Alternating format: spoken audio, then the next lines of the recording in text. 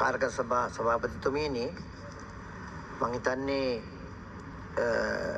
මුලින්ම උත්තරයක් දීගෙනම යන්නම්. මට පෙර කතා කරපු മന്ത്രിතුමා දැන් චරිත් අබේසිංහ සම්බන්ධයෙන් සහතිකයක් දුන්නා. මොකද්ද නිර්නාමික පෙත්සමකට අදාළව ඔහු අත්අඩංගුවට ගත්තා කියලා. එතකොට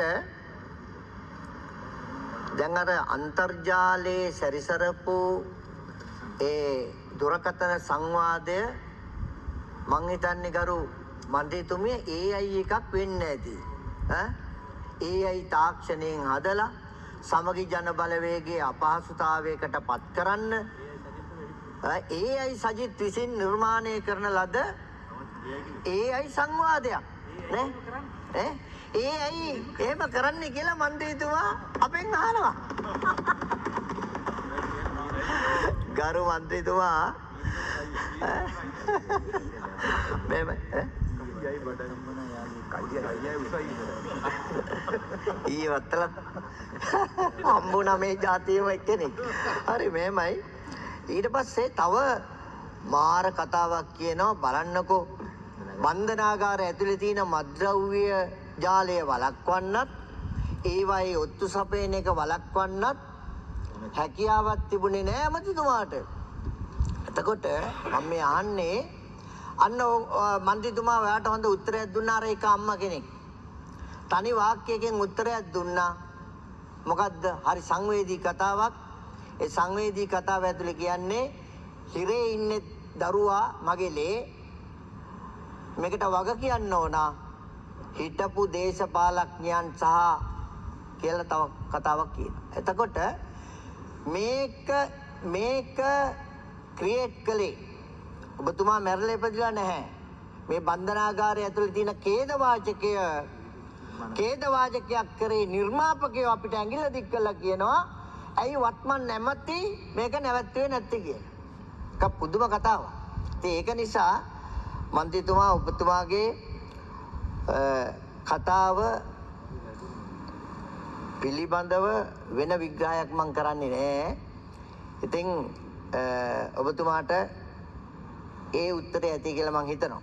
එහෙම කියමින් අද දවසේ ඇති වෙලා තියෙන සංවාදයට මම අවතීර්ණ වෙන්නම්. ගරු කාර්ක සභා සභාපතිතුමියනි අපි අද දවසේ අනුමත කරගන්න දාලා තිනවා මුදල් ගනුදෙනු වාර්තා කිරීමේ සංශෝධන පනත. එතකොට ඒ පනත ඇතුලේ අපි අලුත් නීති තත්ත්වයක් හඳුන්වලා දීලා තිනවා. ඒ වගේම තමයි මුදල් විශුද්ධිකරණය වැළැක්වීමට අදාළ 2006 අංක 5 දරන මුදල් විශුද්ධිකරණ වැළැක්වීමේ පනත සංශෝධනය කිරීම සඳහා වූ පනත් කෙටුම්පතක් ඉදිරිපත් කළා තිනවා. විශේෂ වැදගත් කාර්යයක් තිනවා.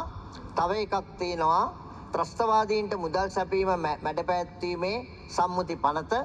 ජාත්‍යන්තර නීතියට එකඟව ජාත්‍යන්තර නීතියේ ආනුෂංගයන්ද උකහා ගනිමින්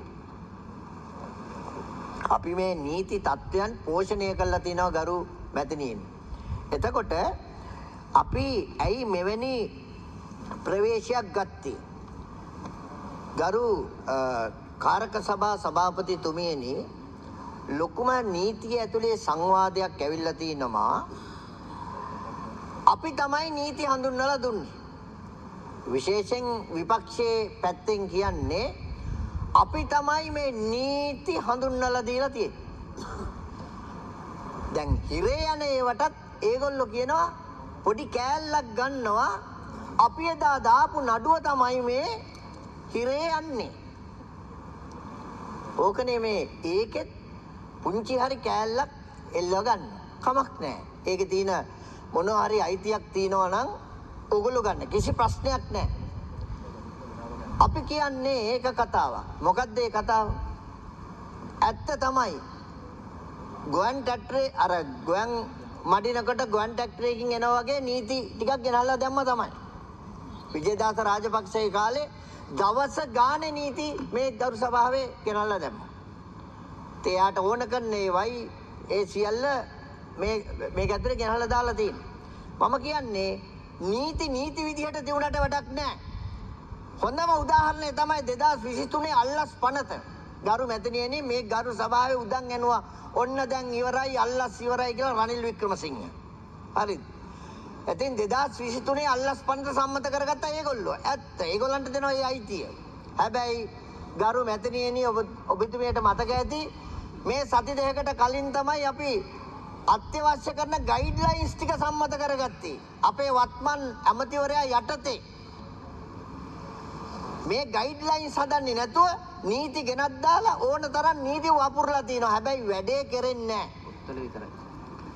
නීතිය පොත්වල තියෙනවා. අපරාධ සමාජයේ තියෙනවා. වැරදි වැඩ සමාජයේ තියෙනවා.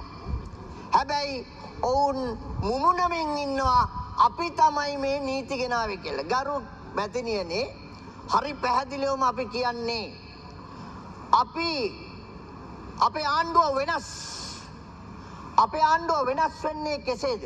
වෙනස් වෙනවා එක සාධකයකින්. මොකද්ද? පවතින නීති හොඳනම් පැවති ආණ්ඩුවකින් ගෙනාපු නීති හොඳනම් ඒ නීති එසේ තබා ගනිමින් එකී නීති ක්‍රියාත්මක කිරීමේ කාර්යභාරය වත්මන් ආණ්ඩුවෙන් කරනවා පංගු බේරුවකින් තොරව. ඔන්න අපේ වෙනස. ඒ විතරක් නෙවෙයි ගරු මැතිණියනි අපි සමාජයට අවශ්‍ය කරන හිස්තම් බල බලා හිඩස් බල බලා ඒ අවශ්‍ය කරන තැනට අවශ්‍ය අලුත් නීති අපි ගෙනල්ලා තියෙනවා. අද මේ ගෙනන්නේ එවැනි 53ක්.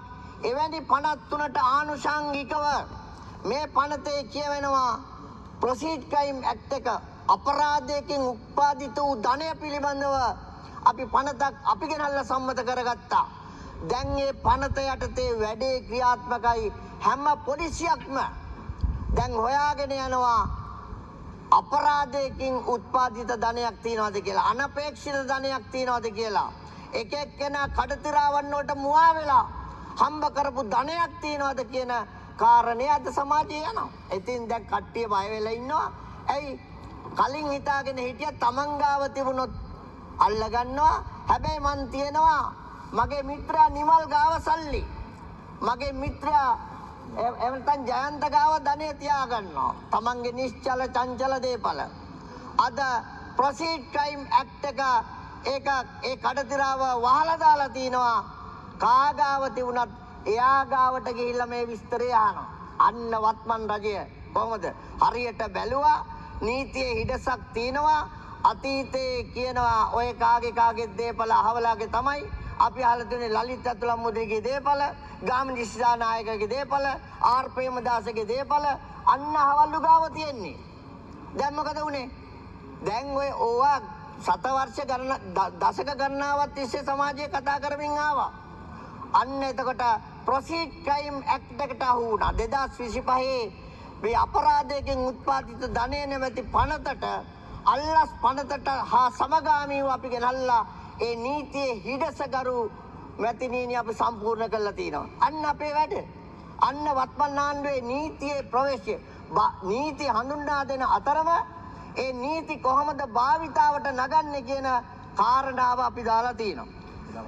නියෝජ්‍ය ඇමතිතුමා විනාඩි 2ක කාලයක් තිබෙන්නේ තව. මම මේ ගරු නියෝජ්‍ය ඇමතිතුමාගෙන් විනාඩි 3ක් විතර මට දෙන්න. පොඩි.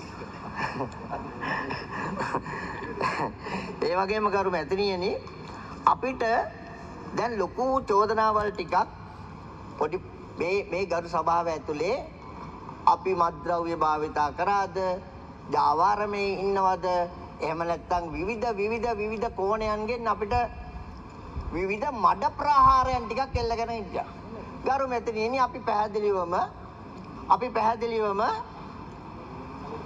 පුළුවන් නම් එළිය කියන්නේ කියලා කියනවා. විවෘත අභියෝගයක් ලෙස අපිට එල්ල කරන සෑම මඩක්ම පුළුවන් නම් එළිය කියන්නේ කියලා අපි අභියෝග කරලා තියෙනවා.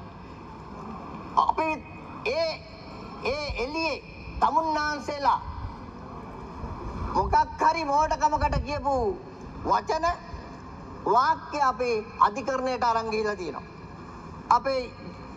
අපි දන්නා ජනාධිපතිවරයා සම්බන්ධයෙන් ජනාධිපතිවරණයට කලින් සැලකිය යුතු මඩ ප්‍රහාරයක් එල්ල කරා. අපි ගරු දිසාධිකරණයට ගියා. ඒවයි තීන්දුව ගත්තා. තිස්ස කුට්ටිආරච්චි වැඳලා සමාව ගත්තා. උසාවියේ. එහෙම තමයි ආවේ. අපේ ගරු අග්‍රාමාත්‍යතුමිය කොහෙද නුවර පෙරහැර නවත්තනවා කියලා පච්චයක් මේ සමගි ජන බලවේගයෙන් මෙතුරුවා. 30 අත්තනායක දැම්මා. අපි ඒක දිසාධිකරණය දැන් තියෙනවා. ඇවිල්ලා උත්තර දෙන්න. දැන් අඬ එනවා. දැන් නුවර පෙරහැර කීයක් අපි තිබ්බද ගරු මෙතනියනේ. නුවර පෙරහැර තිබ්බා, දළදා පෙරහැර තිබ්බා. ඊට පස්සේ දළදා ප්‍රදර්ශනයක් අපි කරා. ඒවා සියලු කතා දැන් 30 අත්තනායකට ඇවිල්ලා තියෙන්නේ. දිසාධිකරණයට ඇවිල්ලා කියන්නේ මොකද්ද? දැන් මම අමු ප්‍රලාපයක් කියා තිබේ. දැන් ඒ ගන්න බැරුව ඉන්නේ. ඉතින් ඒකින්ද ඒක අනාගතයේ ගරු අධිකරණයේ තියෙන නඩුවක් අපි ඒක බලමු.